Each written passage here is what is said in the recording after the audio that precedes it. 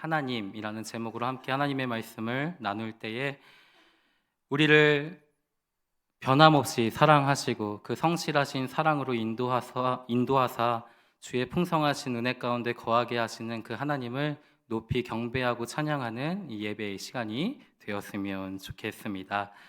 우리 그런 의미에서 우리 옆에 있는 성도님들과 함께 같이 좀 인사했으면 좋겠는데요. 하나님은 신실하십니다 라고 함께 인사했으면 좋겠습니다.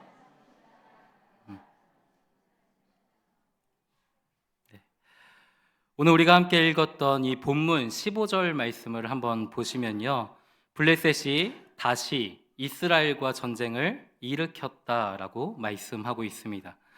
이에 다윗은 그의 부하들과 함께 내려가서 이 전쟁을 치르게 되는 것이죠. 그런데 그 전쟁 속에서 다윗은 몹시 지쳐 있었습니다. 피곤하였다라고 성경은 기록하고 있는 것이죠. 이 전쟁이 언제 발발하였는지에 대해서 학자들은 그 의견을 달리 하고 있습니다. 본문의 사건을 다윗이 이스라엘의 왕이 되고 얼마 지나지 않아 일어났던 그 전투로 보기도 하고, 또는 다윗의 통치 말년에 일어난 전쟁으로 보기도 합니다. 왜냐하면 15절에 기록되어 있는 이 다시라는 말이 시기적으로 앞의 사건과 연관된 말이 아니라 그 외에라는 뜻으로 사용되기도 하기 때문이죠. 그러니까 본문의 사건은요, 마치 부록처럼 과거의 사건을 회상하며 덧붙여진 내용이라고 할 수가 있습니다. 분명한 사실은요, 이 블레셋과의 전쟁이 다윗의 통치 전반에 일어났든 아니면 그의 통치 말년에 일어났든 다윗은 지금 어떠한 상태에 있다라는 겁니까? 몹시 피곤하고 지쳐있는 상태에 놓여 있다라는 사실이죠.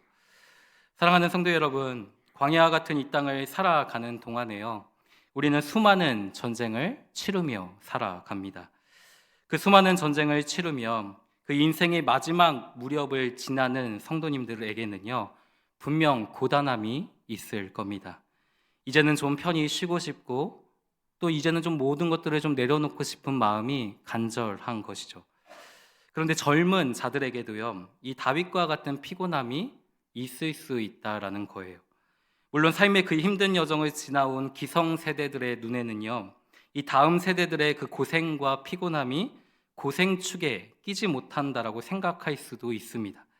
그래서 우리는 종종 라떼는 이라는 말을 사용하는 것이죠. 라떼는 이랬는데 또 라떼는 저랬는데 젊었을 때의 고생은 사서도 한다더라 라는 말을 자주 내뱉고 있다라는 겁니다. 그런데 젊은 자들에게도요, 고단함과 피곤함이 있을 수 있다라는 사실이죠.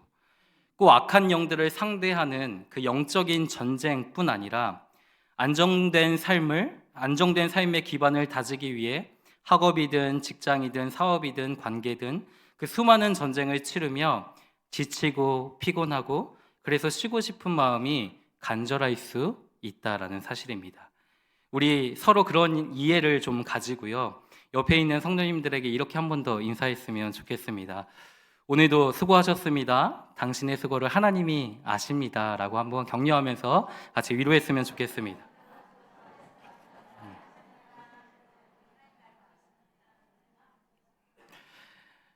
네, 이 자리 가운데 나아오기까지 참 많은 갈등과 어려움이 있었을 거라고 생각을 합니다. 그럼에도 우리의 수고를 아시는 하나님께서 우리의 삶을 신실하게 인도하여 주셔서 오늘도 하나님의 은혜의 자리를 사모하셨고, 또 이 속에서 하나님의 말씀을 경청하며 듣고 그 말씀을 따라 살기를 소망하며 살아가는 것이 우리 성도님들의 삶이 아닌가 생각을 합니다. 그런 마음의 가짐을 가지고 주님 앞에 나오는 우리에게 풍성한 하나님의 위로가 함께 있기를 간절히 소망합니다. 어제 고 조경희 명예권사님의 장례 위로 예배가 있었습니다. 예배를 드리면서 담임 목사님께서 이러한 위로를 가족들에게 건네 주셨습니다. 사실 여기 서 있는 저는요, 이 권사님의 삶을 잘 알지는 못합니다. 그런데 영정 사진 속에 그 권사님은 참 온화한 미소를 띠고 계셨습니다. 그리고 권사님은 정말 온화한 삶을 살아가셨다라고 말씀해 주셨습니다. 권사님은 7남매를 키우셨더라고요. 7남매를 키우며 권사님이 얼마나 고생을 하셨겠냐며 목사님께서 자녀들에게 그 어머니의 수고를 물어보셨습니다. 권사님의 온화한 그 미소 속에는 감추어진 그 강인함과 고단함이 분명히 담겨 있다라고 말씀하신 것이죠. 권사님과 함께 지나왔던 삶을 회상하며 권사님은 그런 어머니셨고 그런 권사님이셨다라고 목사님이 말씀을 하시는데, 자녀들이 한결같이 고개를 끄덕이면서 눈물을 훔치는 모습을 볼 수가 있었습니다. 그 의미가 무엇이겠습니까? 그 어머니의 고생을 자녀들도 알고 있다라는 것이죠.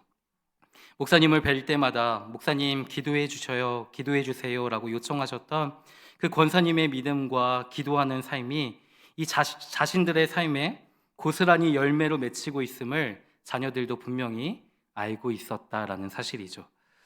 저도 자녀를 키우다 보니까요, 자녀는 홀로 크는 법이 없다라는 놀라운 진리를 알게 되었습니다.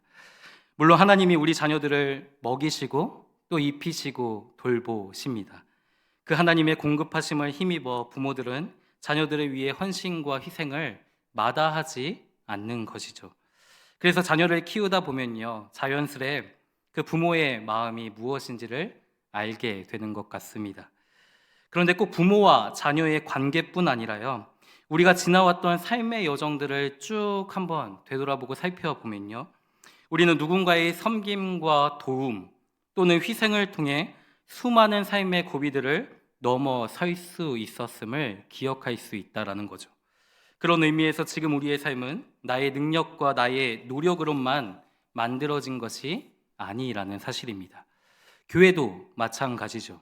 교회는 그리스도의 피값으로 세워주신 그리스도의 몸된 공동체입니다. 교회는 특정한 사람의 탁월함에 의해 좌지우지되거나 실패할 수 있는 공동체가 아니라는 사실이죠. 에베소서 4장 7절의 말씀을 보면 바울은 이렇게 기록하고 있습니다. 우리 한번 같이 읽어보도록 할까요? 시작.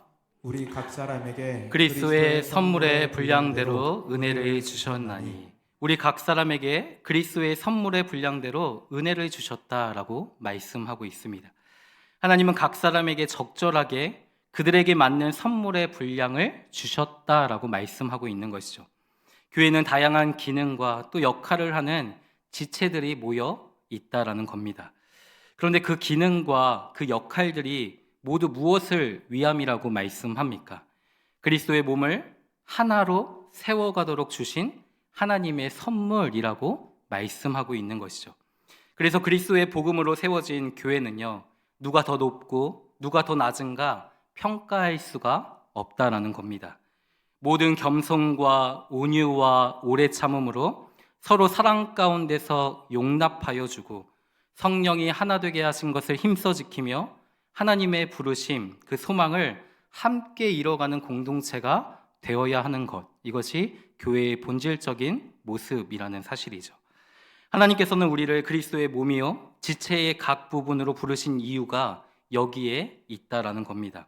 부족한 지체에게 또 피곤한 지체에게 다가가서 그의 부족함과 피곤함을 나무랄 것이 아니라 고린도 교회를 향한 바울의 권면처럼요, 더욱 귀한 것으로 그들을 입혀주고 그 지체들을 아름답게 세워갈 수 있는 자세가 필요하다라는 사실이죠. 그 일을 위해 하나님께서는 우리를 부르셨다라는 사실입니다. 그래서 오늘 본문 16절의 말씀을 보면요, 이 다윗이 몹시 지쳐있는 그 틈을 타서 블레셋 거인족의 자손 중 한 사람이었던 그 사람이 무게가 300세겔 되는 노창을 들고 또 세 칼을 차야고 누구를 죽이려고 하고 있습니까? 다윗을 죽이려고 하고 있는 것이죠. 그러자 17절 말씀을 한번 보시면요, 스루야의 아들 아비새가 누구를 도와주고 있습니까? 다윗을 도와 그 블레셋 사람을 쳐 죽였다라고 말씀하고 있죠. 또 18절 말씀을 보시면요, 그 후에 다시 블레셋 사람과 곱에서 그 이스라엘과 전쟁을 치르게 될 때에 후사 사람 십부게가 누구를 또 쳐 죽였다라고 말씀합니까? 거인족의 아들 중 삽을 쳐 죽였다라고 말씀하고 있죠. 19절 말씀도 한번 볼까요? 또다시 블레셋 사람과 곱에서 그 전쟁을 치르게 될 때 베들레헴 사람 야레오르김의 아들 엘하난이 가드 사람 골리앗의 아우 누구를 죽였다라고 말씀합니까? 라흐미를 죽였다라고 말씀합니다. 이어서 20절과 21절 말씀도 한번 보시면요, 가드에서 또다시 블레셋과 그 전쟁을 할 때 다윗의 형 삼마의 아들 요나단이 이스라엘을 능욕하는 거인족의 소생을 죽였다라고 말씀하고 있습니다.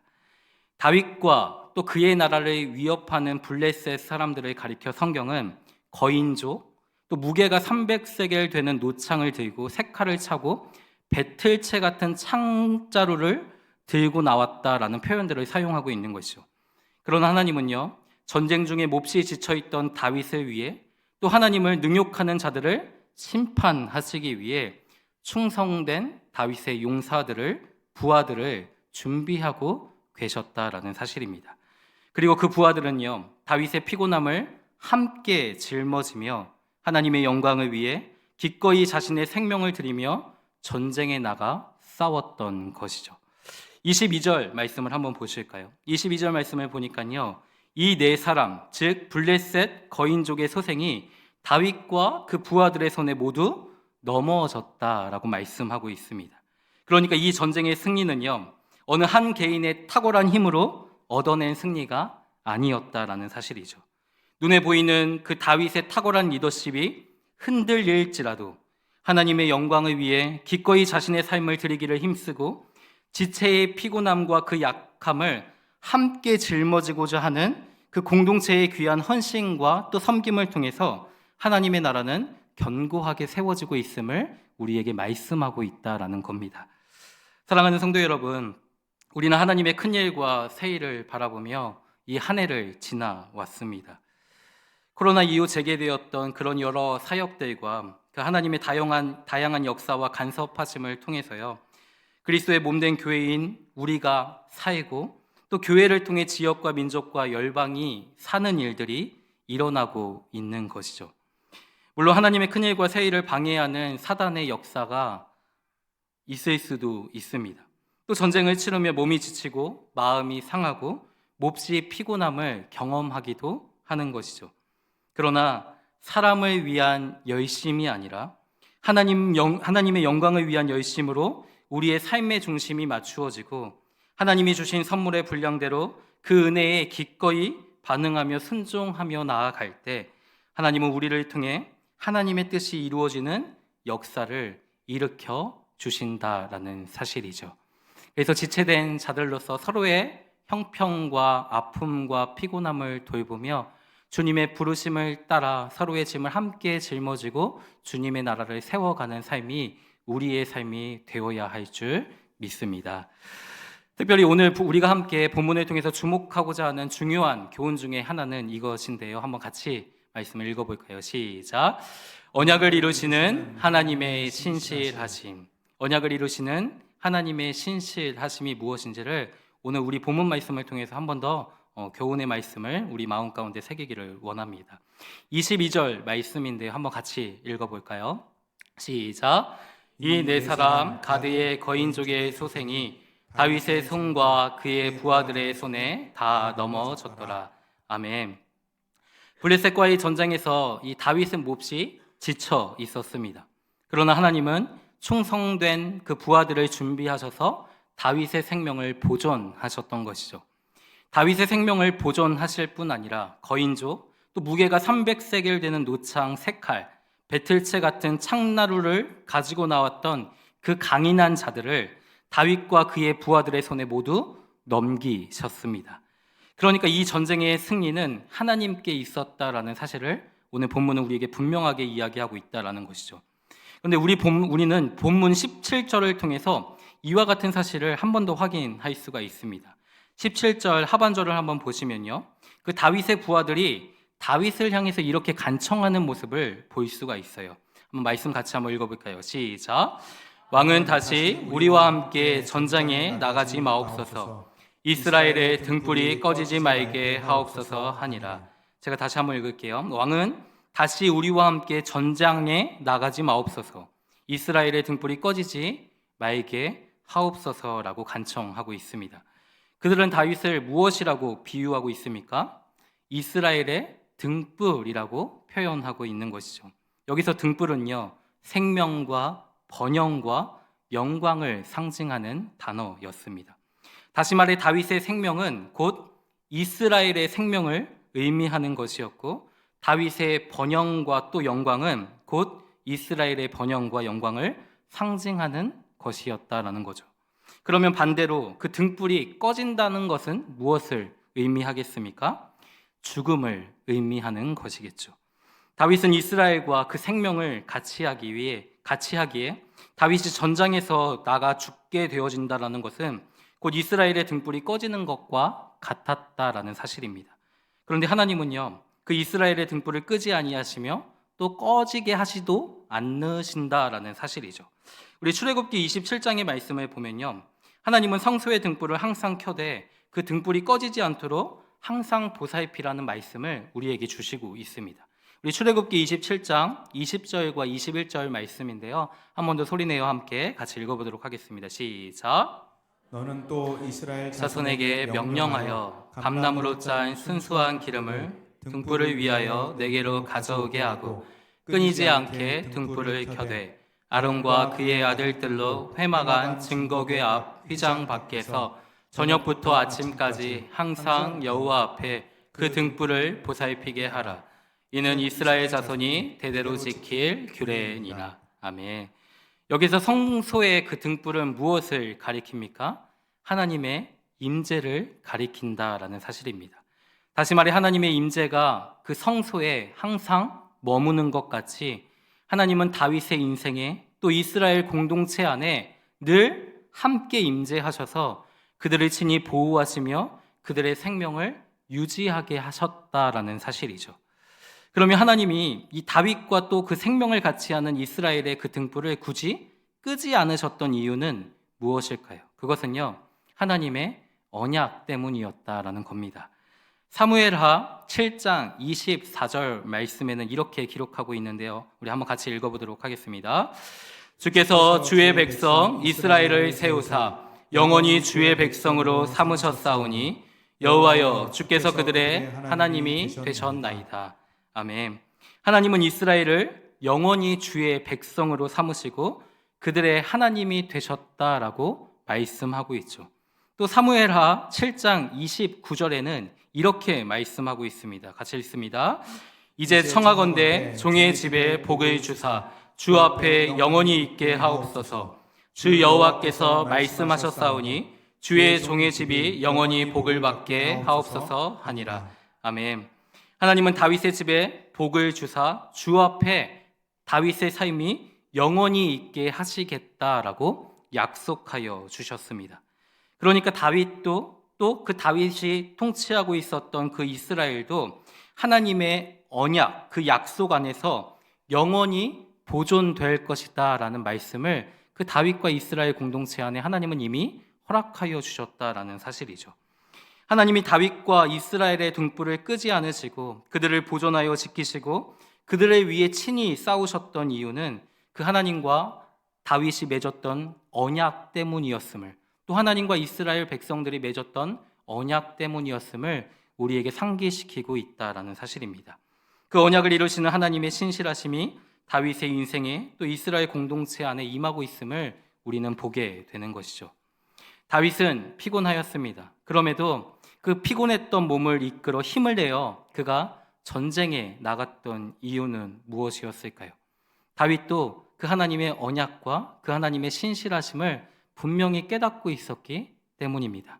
자신의 인생과 또 이스라엘 공동체를 움직이는 그 실제적인 힘이요, 바로 하나님의 언약과 그 언약을 이루시는 하나님의 신실하심 때문임을 분명히 다윗은 알고 있었기 때문에 피곤할지라도 힘이 들지라도 그 피곤한 몸을 이끌고 전쟁에 나가 하나님께서 그에게 맡겨주신 그의 부르심의 사명과 소명을 온전히 감당하며 나아갈 수 있었다라는 사실이죠. 다윗의 부하들도 마찬가지였습니다. 피곤한 다윗의 짐을 굳이 함께 짊어지며 그들이 전쟁에 나가 기꺼이 자신의 목숨을 드릴 수 있었던 이유가 무엇이었습니까? 그것은 다윗과 또 그 이스라엘이 하나님의 언약 안에서 영원히 보존되고 있다라는 사실을 그들은 알고 있었기 때문입니다. 그 언약을 이루시는 신실하신 하나님이 우리의 피곤함과 또 연약함에 어떠한 영향도 받지 않으시고 여전히 그의 약속을 신실하게 이루고 계신다라는 사실을 분명히 알고 있었기 때문에 그들은 두려움 없이 담대함께 그 다윗의 짐을 함께 짊어지며 그 전쟁에 나가 자신의 목숨을 다해 힘껏 하나님의 싸움을, 하나님의 전쟁을 수행하고 있었다라는 사실이죠. 사랑하는 성도 여러분, 다윗의 생명이 사울과 또 압살롬과 블레셋으로부터 유지되는 것은 다윗의 탁월함 때문이 아니었습니다. 다윗과 맺으신 하나님의 언약 때문이었죠. 하나님은 자신의 언약에 있어서 실패하는 일이 없으십니다. 이스라엘의 등불을 결코 그분이 끄시는 법이 없다라는 사실이죠. 시대가 지나면서요, 하나님을 향한 우리의 열심과 또 사랑은 식어질 수 있습니다. 몸도 지치고 우리의 마음도 상하고 피곤하여 힘을 쓸 수 없는 때가 누구에게나 찾아올 수 있다라는 사실이죠. 그러나 그리스도 안에서 우리와 맺은 하나님의 언약은 변치 않다라는 사실을 기억하셨으면 좋겠습니다. 변한 것 같고 실패한 것 같아도 하나님은 약속의 말씀을 신실하게 우리의 삶에 이루어주고 계십니다. 때로는 그리스도의 몸된 교회가요, 흔들리는 것 같은 위기를 경험할 때도 있습니다. 어둠에 묻혀 세상에 전혀 빛을 비추지 못하는 것 같은 그 상함을 경험하기도 한다라는 사실이죠.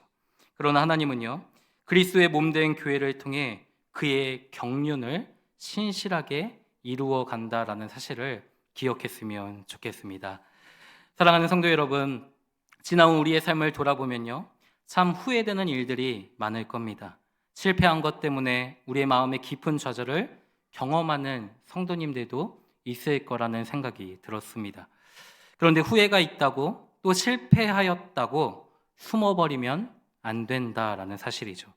하나님의 언약과 그 언약을 이루시는 하나님의 신실하심을 우리는 기억하며 우리를 부르신 부르심의 자리를 사수해야 한다라는 겁니다. 피곤하여도 그 전쟁에 나가 하나님이 부여하신 그 역할을 수행하였던 다윗은요, 하나님이 주시는 그 승리를 경험하였습니다. 그러나 다윗이 그 전쟁의 자리를 피하였을 때에는 어떠한 일들을 경험하였습니까? 밧세바를 취하여 영혼의 깊은 수호를 경험하게 되는 고통을 마주하게 되었던 것이죠. 마태복음 12장의 말씀을 보면요, 안식일에 회당에 들어가신 예수님이요, 그 한쪽 손이 마른 한 사람을 만나시고 그를 고치신 기사가 기록이 되어 있어요. 예수님을 죽이고자 혈안이 되어 있었던 사람들은 안식일에 손 마른 사람을 고치신 일이 율법에 어긋난 일이었다며 그 예수님을 비판하고 항의하는 모습을 보게 되는 것이죠. 그러나 예수님은 그들에게 이렇게 말씀을 하십니다. 너희 중 어떤 사람에게 양 한 마리가 있는데 안식일에 구덩이에 빠졌다면 어떻게 하겠느냐? 그 양을 잡아 끌어올리지 않겠느냐? 그러면 양보다 귀한 사람을 안식일에 고쳐주는 것이 옳은 일이 아니겠느냐? 그러면서 예수님은 선지자 이사야의 말씀을 들어 이렇게 말씀을 들려주십니다. 상한 갈대를 꺾지 아니하시며 꺼져가는 심지를 끄지 아니하기를 심판하여 이길 때까지 하리니 라고 말씀하고 있는 것이죠. 갈대는요, 바람이 불면 흔들리다가 언젠간 부러지고 만다라는 겁니다. 부러진 것은 곧 상하여 썩기 시작하는 거죠. 바람이 흔들리는 갈대가 우리의 눈에는 아름답게 보이더라도요, 그 상한 갈대는 곧 썩어져 그 아름다움의 가치를 잃어버리게 된다라는 거예요. 어쩌면 지금 이 자리에 앉아 있는 우리의 인생이 상한 갈대처럼 느껴질 수도 있습니다. 흔들리고 흔들리다 결국은 꺾여 그 육체의 고단함과 영혼의 깊은 수호를 경험하기도 하는 것이죠. 모든 것을 내려놓고 싶고 또 쉼을 갖고 싶은 마음이 우리 마음 가운데도 들 겁니다. 그러나 언약에 신실하신 하나님은요, 그리스도 안에서 우리를 영원토록 보존하시며 상한 갈대를 꺾거나 꺼져가는 심지를 끄지 아니하시고 우리를 통해 여전히 하나님의 큰 일과 새 일을 이루어 가신다라는 사실입니다. 그 믿음으로 오늘도 주님의 보좌 앞에 담대히 나아갈 수 있는 우리의 삶이 되었으면 좋겠습니다. 우리가 성도, 하나님의 자녀라는 그 분명한 정체성을 가지고 세상에 담대히 나아가 하나님께서 우리에게 부여하신 그 귀한 사명들을 주님이 주시는 힘으로, 주님이 공급하시는 그 능력으로, 지혜로 잘 감당하며 나아갈 수 있는 우리의 삶이 되시기를 이 말씀으로 축원드립니다.